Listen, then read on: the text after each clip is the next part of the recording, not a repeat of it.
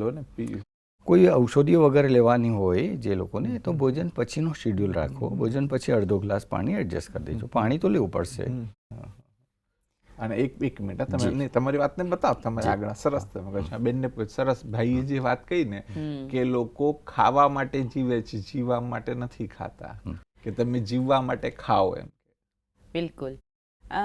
એક તો જે આજના ટાઈમમાં જોઈએ છીએ, મોટાભાગના લોકોની એક આદત પડેલી છે, યા તો ટેલિવિઝન વોચ કરતી વખતે જમતા હોય છે, અથવા તો કોઈ એવી ઇન્ટરેસ્ટિંગ વસ્તુઓ, તો ત્યારે એનું ધ્યાન એકચ્યુઅલી ભોજનમાં નથી હોતું, પણ એ વાતોમાં કે એ જોવાના દ્રશ્યોમાં આદિમાં હોય છે. તો એ વખતે એમને ભાન પણ નથી રહેતું. માત્ર એ જે વસ્તુનો આનંદ લઈ રહ્યા છે, દ્રશ્યનો આનંદ લઈ રહ્યા છે, એની સાથે સાથે ભોજન જતું રહે છે. તો એની ભૂખ એકચ્યુઅલી મનની છે, કંઈક અંદરની ખૂટેલી વસ્તુ, અને એ શોધે છે ભોજનમાં. વ્યક્તિને આનંદ જોઈએ છે, સુખ જોઈએ છે, તો સ્વભાવ છે આત્માનો. પરંતુ સુખ એમ કે ઇન્દ્રિયોમાંથી નથી મેળવવાનું. ભલે ભોજનમાં ટેસ્ટ છે, પરંતુ ભોજન ટેસ્ટ માટે નથી.